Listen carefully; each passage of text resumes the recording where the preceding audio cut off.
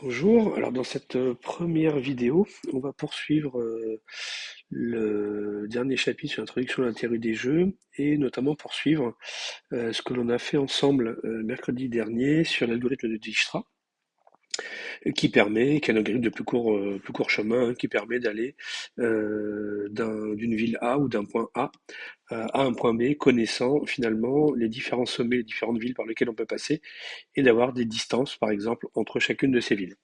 Donc on avait appliqué cet algorithme de Dijkstra sur le graphe qui est présenté ici, et on avait trouvé la solution optimale, qui était une distance de 763 km, et le chemin qui permettait d'accomplir cette distance minimale était le chemin AFED. Donc, on avait fait aussi essayer de trouver une solution, mais cette fois-ci, plus par programmation dynamique, des algorithmes de Dijkstra, mais finalement par un algorithme glouton. Et on s'était rendu compte que finalement, l'algorithme glouton donnait une solution, mais qui n'était pas du tout une solution optimale, qui était une solution qui était extrêmement longue et qui proposait une distance qui était beaucoup plus grande que la solution optimale. Donc on trouvait un minimum, glouton nous donne un minimum local et pas un minimum global, alors que Dijkstra nous proposait une solution qui était un minimum global. Toutefois, Glouton est très facile à écrire, très facile à coder, et on peut trouver une solution très facilement. Mais il ne donne pas une solution optimale. A contrario, Dijkstra est beaucoup plus compliqué à mettre en œuvre, et puis teste plein de solutions. Et si vous vous rappelez, quand on avait complété ce tableau, ben on s'était rendu compte que finalement, au début, on était parti sur des chemins, et il a fallu rebrousser chemin parce que finalement, on avait trouvé des distances qui partent de A vers D qui étaient plus petites que les chemins qu'on avait commencé à entreprendre. Donc du coup, Glouton on ne regarde que ce qui se passe après, sans jamais regarder dans le rétroviseur, contrairement à la programmation dynamique, où à chaque itération, on regarde ce qui s'est passé avant, mais on regarde aussi ce qui s'est passé avant, dans le rétroviseur. Donc finalement, les ingénieurs informaticiens se sont dit, mais est-ce qu'on ne peut pas trouver finalement un compromis un peu entre Glouton et Dijkstra?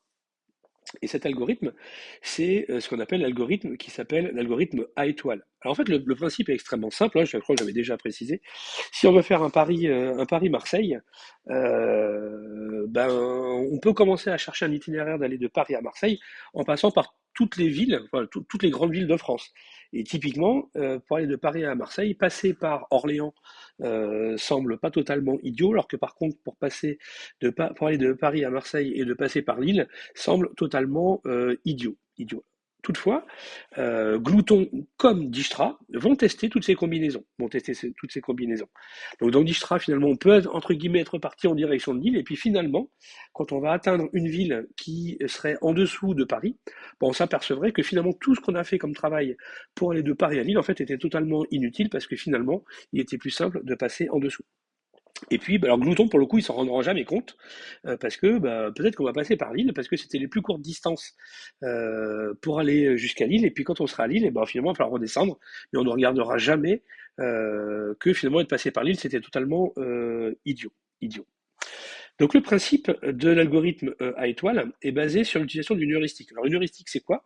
C'est finalement une règle qu'on va supposer être satisfaisante, qui est supposée être satisfaisante, et qui va nous permettre de trouver une solution beaucoup plus rapidement à notre problème. Alors dans le meilleur des cas, la solution qui sera proposée par l'algorithme à étoile avec une heuristique intéressante sera exactement la même que ce que propose Dijkstra, mais le proposera plus rapidement. Peut-être qu'elle proposera une solution qui est différente de la solution parfaitement optimale, mais proposera une autre solution qui n'est pas optimum global, mais qui est du local, mais quand même du global étendu, contrairement à Glouton, qui est vraiment un minimum local. Donc là, elle est très simple, hein. L'idée, elle est très simple. On va repartir du même graphe qui était proposé avant, où on a les différentes villes qui sont proposées, A, B, C, D, E, F, G, H, et puis c'est tout. Voilà. Et on retrouve exactement les mêmes distances entre les villes, mais du coup, on va utiliser une fonction, une heuristique, qui va permettre de nous donner une information, une évaluation de si je pars de A et je vais à B, je sais que je vais parcourir une distance de 205 km. Par contre, ici, si vous voyez, au-dessus des deux que j'ai positionnés là, j'ai mis entre parenthèses une valeur. Cette valeur, en fait, c'est une évaluation de la distance qui sépare le point B au point D. Alors, ce n'est qu'une évaluation, hein, parce que je ne sais absolument pas quelle est la distance réelle, parce qu'il faudrait que j'aille, entre guillemets, de B à D pour connaître la distance exacte. Mais ici, typiquement, je veux faire Paris-Marseille, et ben, je vais tester un Paris-Orléans et un Paris-Rennes. Voilà. Et ben, quand je vais faire un Paris-Orléans, ben, je sais qu'Orléans, entre guillemets, il est plus près de Marseille que les Rennes de Marseille. Et donc, cette évaluation, en fait, c'est simplement, par exemple, une distance euclidienne entre les deux points sur une carte.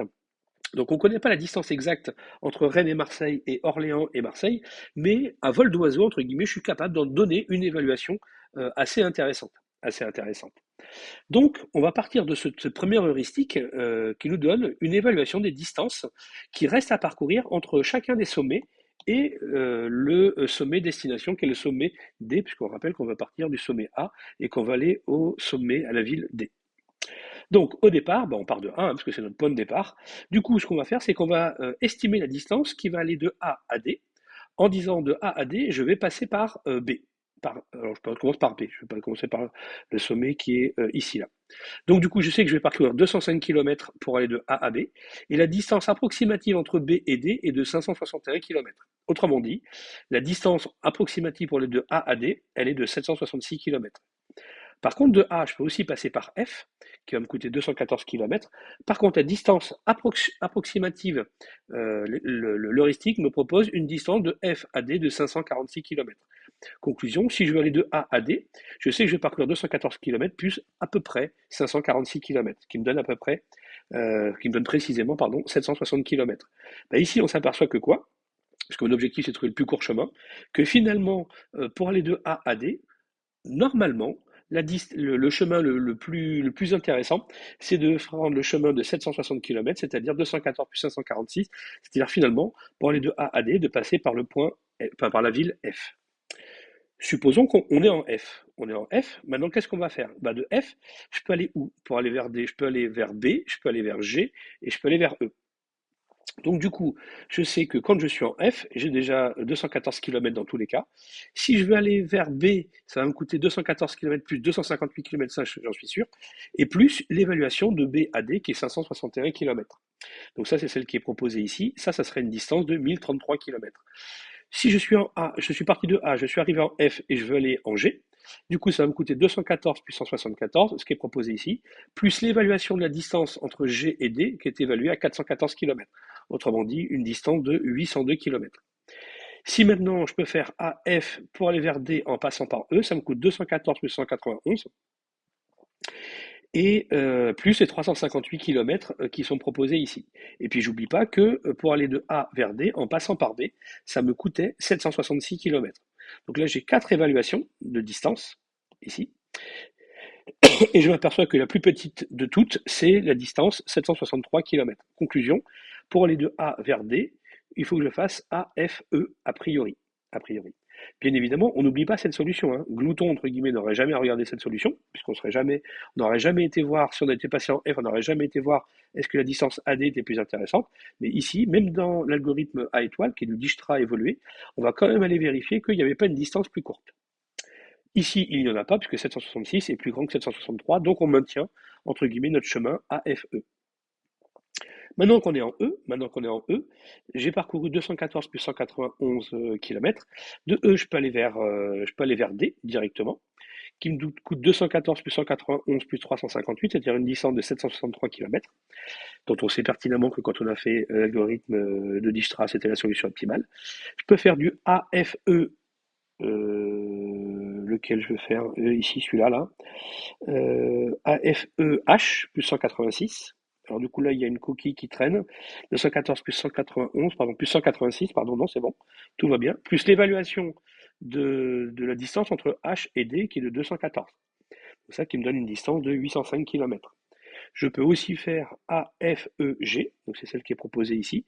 214 plus 191 plus 133, qui est marqué ici, plus l'évaluation entre la ville G et le sommet G et le sommet D qui est évalué à 414, c'est-à-dire 952 km.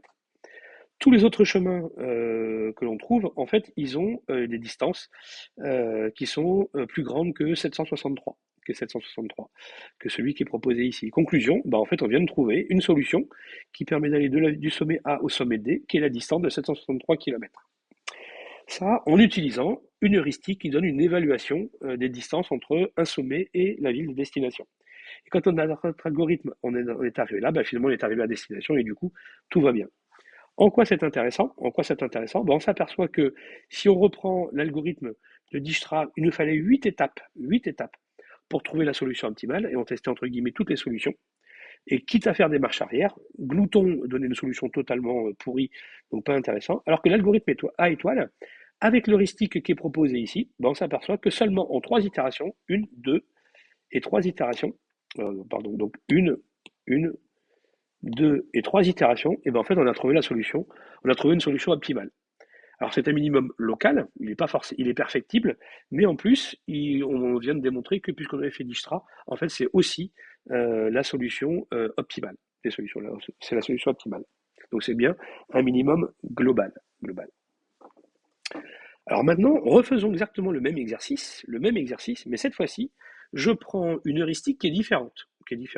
Alors, finalement, l'heuristique différente, elle n'est pas si différente que ça, c'est simplement, j'ai changé les valeurs des évaluations entre la ville D, entre le sommet B, entre la ville B ou le sommet B, et la ville D. Donc j'ai pris des valeurs qui sont différentes entre chaque sommet, autre que A, et la ville D. Et ben, si on remet exactement en place exactement le même algorithme de l'algorithme A étoile qu'on a mis en place avant, qui nous donnait la solution globale, et ben finalement, on va s'apercevoir que quoi? Que cette fois-ci, il nous faudra plus plus d'itérations pour trouver la solution. Alors il se trouve qu'elle va aussi trouver la solution optimale, donc le minimum global, qui est toujours la distance de 763 km. Il va toujours trouver ça, mais quand vous allez analyser et lire exactement le texte, ben, qu'est-ce qui va se passer? Bah, puisque l'heuristique, entre guillemets, est pas génial, et ben, comme dans Dijkstra, on va être obligé de faire des marches arrière. C'est-à-dire que finalement, on va prendre une direction, et puis finalement, au bout d'un certain temps, on va s'apercevoir que finalement, cette direction n'était pas la meilleure, et qu'on avait trouvé une autre qui était meilleure. Donc, en fait, tout ça pour dire que l'algorithme à étoile, c'est une évolution de l'algorithme de Dijkstra, qui est basé sur une heuristique, et les performances de l'algorithme à étoile seront d'autant plus intéressantes qu'on aura une heuristique qui est pertinente et judicieuse. En l'occurrence ici, l'évaluation entre la distance entre deux villes. Si cette estimation n'est pas terrible, et ben du coup, notre algorithme mettra du temps avant de trouver une solution optimale qu'on espère être la plus optimale possible, encore une fois, le minimum global, mais ça peut être un minimum local qui est un peu différent, mais surtout, il donnera une solution beaucoup plus rapidement. Donc en termes de complexité temporelle, ça peut être extrêmement intéressant. Donc là, vous pourrez le lire hein, avec attention. J'espère ne pas, j'avais corrigé, il y avait quelques coquilles sur des additions et sur des chiffres. Vous pourrez vérifier que tout est OK maintenant. Mais encore une fois, ce qu'il faut retenir, hein, c'est que l'algorithme à étoile, c'est comme du Dijkstra, mais c'est du Dijkstra évolué basé sur une heuristique. Et toute la complexité est de trouver une heuristique utile, pertinente et intelligente qui permettra à notre algorithme de converger beaucoup plus rapidement. Donc on en a fini avec cette première vidéo.